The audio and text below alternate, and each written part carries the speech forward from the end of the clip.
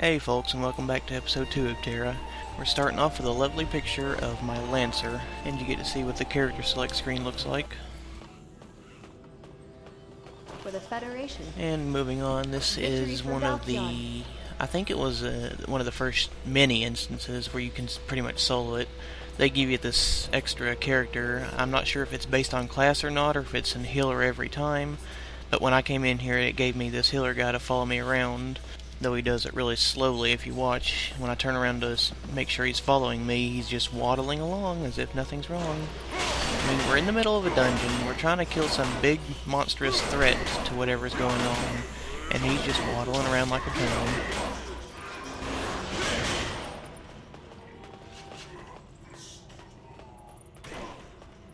Though it is nice to at least have a healer along keeping me alive, because I don't get my self-heal until later levels.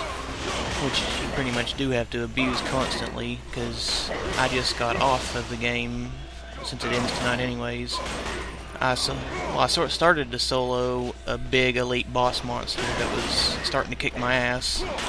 As long as I blocked at the right time, it was still technically quote-unquote soloable. But a couple people who wanted the quest showed up, so I invited them and we took it down with little issue.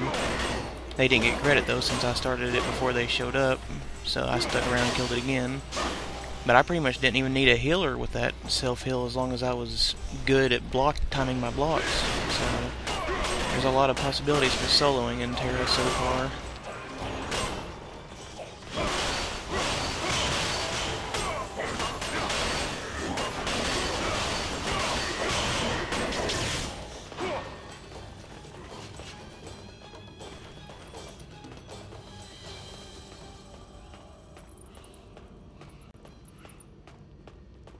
Now here's something you don't really see all that often anymore, at least in MMOs.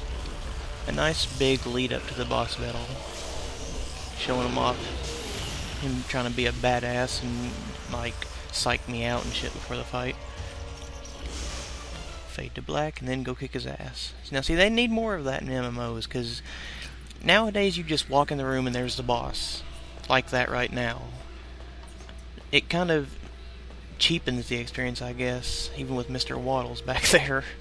But just having that short little cutscene, at least the first time around, make it skippable. It kind of makes all the difference. It sets the atmosphere, sets the mood. And that makes it a more enjoyable fight, in my opinion. But back on the topic of soloing, as I was running around doing my quests earlier, I noticed there's a quest right before this where you've got to kill a bunch of basilisks that are elite. I tried to fight one for about 10-15 minutes and it was only at 75% health, and I had to heal a couple different times.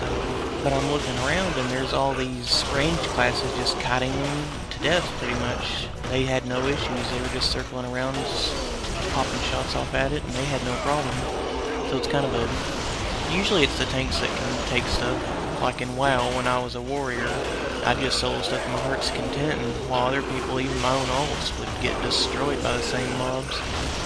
But it's with proper kiting and stuff, since this isn't a tab target thing and there's an actual chance to evade all the attacks, they do a lot better soloing, I think. I also admit I wasn't playing my best during this particular fight. I was still trying to figure out how the combo system worked and how chaining skills worked. I've got it figured out now, but I just made a lot of mistakes looking back on it, like not using the charges, and that comment I made in the last video about even if it was off cooldown you could use it, that was wrong too. It won't let you use it if it's still on cooldown.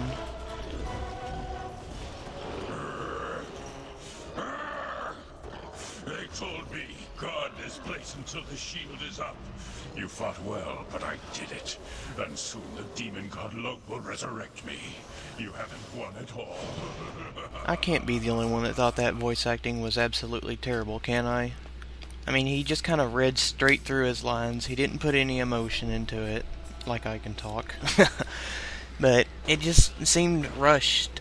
He wanted to get through his lines as quickly as possible. For the Federation. If you have any shrooms, take them now, because you're about to go on one hell of a trip. This is what they call the flight path system in TERA.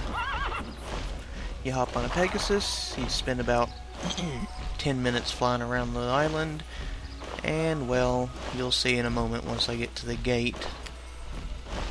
But on a different note, I mean, look at the scenery down here. That's an overview of the newbie island, pretty much. I mean, that's amazing scenery, and especially considering how smoothly it runs even on high settings, it's really nice. Just get a good look at all the scenery down there. I think that's this part where you start on the left, and it's circling the quote-unquote main hub, where you spend most of your time.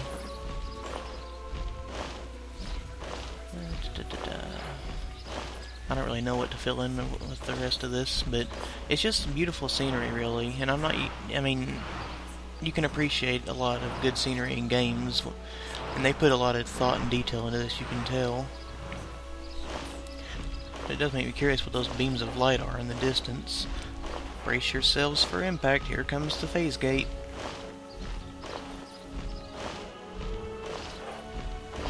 Shit's about to get real. Boom. This is some Doctor Who shit right here. It's like a bloody wormhole or something. I was actually curious about, I mean, if this is like a disguised loading screen or something. But yeah, I cut part of it out, because it stayed there for quite a while. You'll sit there just whooshing through the whole time. Then you come out in this even better looking area. I mean, those mountains, that city, Jesus Christ, look at that. And that's all fucking real stuff, too. You can actually, when you land, you walk in there and you go through it all. You can see it. It's not just some bitmap background that they have to make it look nice, even though it's not really there. Pretty decent water effects, too, down there. But the sad part is, the quest sends you north to the next zone. You never actually spend much time in this zone yet. Or at all that I know of, because I'm pretty much in the last area of the place, the surrounding places, and I haven't been set into the zone outside there yet. I'm not sure what level it is or anything, but I'd like to see it, maybe in the next beta, because it ends tonight and there won't be any more. Well, there'll be one more video after this. It won't be as complete as I'd want it to be, but that's because I had a whole bunch of connection issues today just to TERA. Everything else was fine, so... Yeah, there's Deathwing face. And now for a completely unrelated cutscene. This is from a quest... I'm not sure if it's in the swamp or the zone before it, but you're taking out a bunch of cultists and crap that are swamping the area. But, yeah, right after the scene cuts out, bam, respawns. Surprise! But yeah, that's pretty much the end for this video. If you like it, like and sub. But even better, spread the word about the channel, get some word out and help me out that way. But until next video, folks, see ya.